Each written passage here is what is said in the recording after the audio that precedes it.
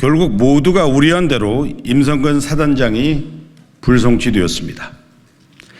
작년 8월 2일 국방부가 경찰로부터 해병대 수사단의 이첩 기록을 회수한다고 했을 때 임성근 사단장이 빠질 것을 우려했었습니다. 결과가 어땠습니까? 아니나 다를까 임성근 사단장은 혐의자에서 제외된 채 이첩되었습니다. 이번 경찰 수사 결과는 어땠습니까? 경찰이 수사심의위원회를 자체적으로 꾸린다고 했을 때 역시 임성근 사단장이 빠질 것을 우려했습니다.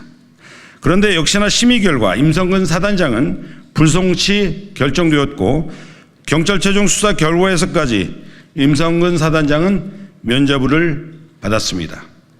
경찰은 이러려고 수사를 1년이나 끌어온 것입니까? 심지어 임성근 사단장에 대한 불송치 결정을 한 수사심의위원회는 비공개로 이루어졌고 경찰은 심의 내용과 표결 결과까지 비공개한다고 했습니다. 이러한 깜깜이 수사 결과를 납득할 수 있는 국민이 누가 있겠습니까? 경찰이 깜깜이로 발표한 최종 수사 결과 내용도 납득하기 어렵습니다. 경찰은 임성근 사단장에 대한 9가지 문제 제기에 대해 장장 7페이지에 달하는 이유를 들며 불송치 결정을 내렸다고 합니다. 그 내용을 보면 가관입니다. 먼저 업무상 과실치사죄의 공동정범 성립 여부 판단 부분에서 임성근 사단장에 대해 비록 작권 통제권이 없다 하더라도 실제 작전 현장에서 실질적 영향력 행사가 가능한 위치에 있다고 해놓고 뒤에서는 작전 통제권이 없는 사단장에게 수색작전 관련 사전 위험성 평가 의무가 있다고 보기는 어렵다라고 합니다. 작전 현장에서 실질적 영향력 행사가 가능하지만 구체적으로 직접적인 주의 의무는 없다는 겁니다. 앞뒤가 안 맞습니다. 해병대 701기 전재수 의원입니다. 이어서 읽도록 하겠습니다. 또 7여단장을 송치하는 이유로 수색 지침에 대한 불명확한 설명과 소통의 부족 등이 종합적으로 합쳐져 부하의 임의적인 지침 변경에 영향을 미쳤고 이에 대한 법원의 판단이 필요하기 때문이라고 했습니다. 그런데 경찰은 현장 지도 과정에서 사단장의 작전 수행 관련 지적과 질책에 따른 부담감을 확인했다고도 적시했습니다. 그렇다면 7여단장의 송치 근거 등에 비추어 작전 현장에서 실질적 영향력 행사가 가능한 임성근 사단장에 대해서는 상식적으로 똑같거나 더 엄격한 결과로 이어져야 하는 것 아닙니까? 이 역시 앞뒤가 맞지 않습니다.